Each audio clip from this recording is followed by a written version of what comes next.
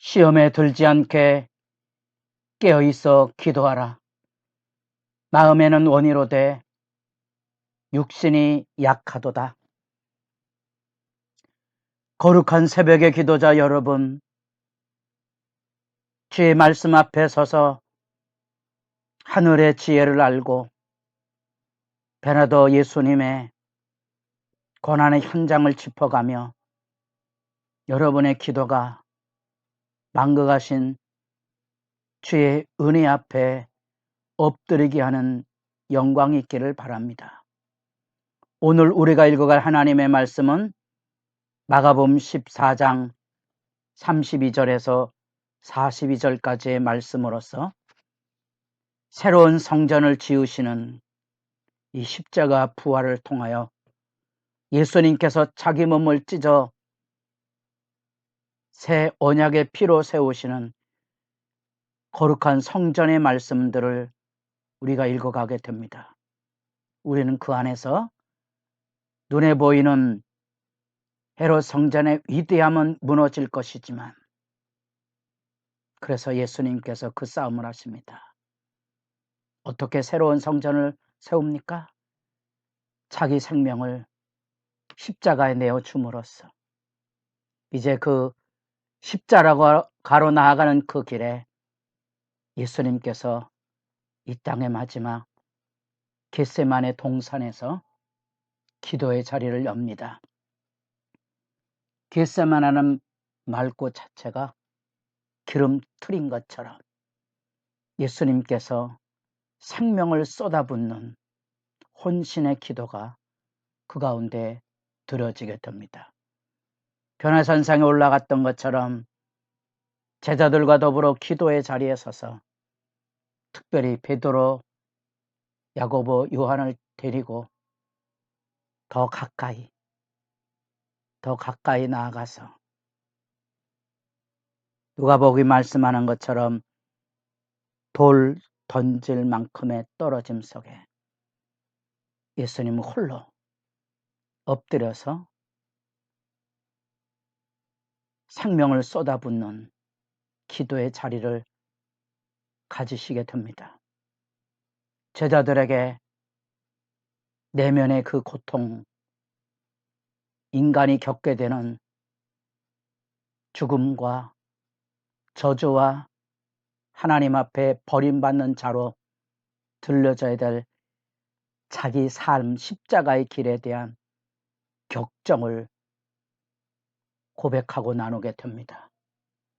심히 놀라시며 슬퍼하사 내 마음이 심히 고민하여 죽게 되었으니 예수님의 마음 안에 인간으로 겪어야만 되는 그 내버림과 저주의 길에서는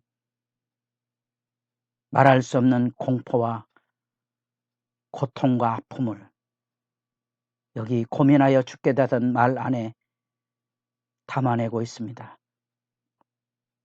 어쩌면 이것이 히브리서 4장에 나타난 고통을 체휼하신 예수님의 모습이고 예수님이 이 길을 가셨기에 고통받는 자기 제자들을 도우실 거고 능히 그 제자들의 고통에 은혜의 보좌로 가는 길에 길잡이가 되어 주실 것입니다.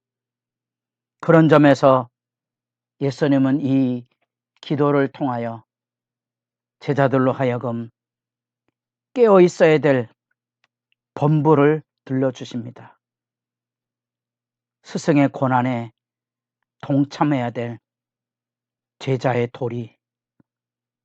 도리를 일깨워주고 그래서 우리가 하나님의 말씀을 통하여 예수를 만나면 특별히 마가복음 안에 나타난 제자들의 무지, 그들의 불신앙, 연약함 이런 것들을 우리가 체감하게 됩니다. 우리가 주님을 섬기고 따른다고 하지만 우리는 얼마나 어리석고 무지하고 믿음에 더디 믿는 자와 어리석은 자의 길을 헤매고 있는 안타까운 모습을, 이 제자들의 모습을 보고 참회를 이루게 되는 거지요. 말씀 앞에 서지 않으면, 하나님의 영으로 우리의 심령이 깨어지지 않으면 만날 수 없는 은혜의 자리가, 고맙게도 예수 제자들 그 수치 행적이 우리를 주님 앞에, 은혜의 보좌 앞에 담대히 나아가 서게 하는 것이지요. 예수님은 제자들에게 기도의 부탁을 하시면서 시험에 들지 않게 깨어있기를 부탁하시고, 하나님 앞에 이 잔이 지나가시기를 기도하는 인간적인 기도를 넘어서 이제 아버지의 뜻에 순복하는, 아버지께서 자기에게 이루라 뜻하신 바 고난의 잔을 마시는 자리로 나아가게 됩니다.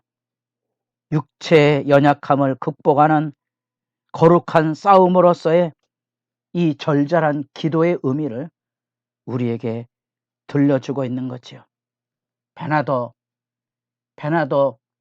이 예수 제자로서의 본분을 감당하는 베드로에게, 시몬아 자느냐, 내가 1시간도 깨어 있을 수 없더냐. 이 시몬이란 이름은 우리가 나중에 예수님 부활하시고 예수를 부인했던 제자들을 찾아오셔서 요한복음 21장에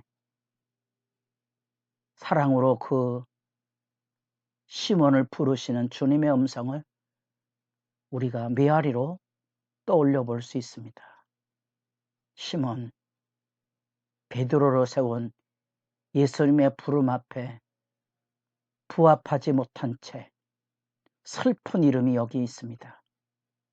어쩌면 우리가 하나님의 자녀로 부름받았고 우리가 그리스도인으로, 우리가 하나님의 아들뿐 아니라 작은 그리스도로서 이 땅에 그 이름에 부끄럽지 않은 삶을 살고 있는지, 하나님이 내 이름을 부르시면 나는 그 이름에 합당한 삶을 살고 있을까 돌아보며 기도를 찾아가게 됩니다.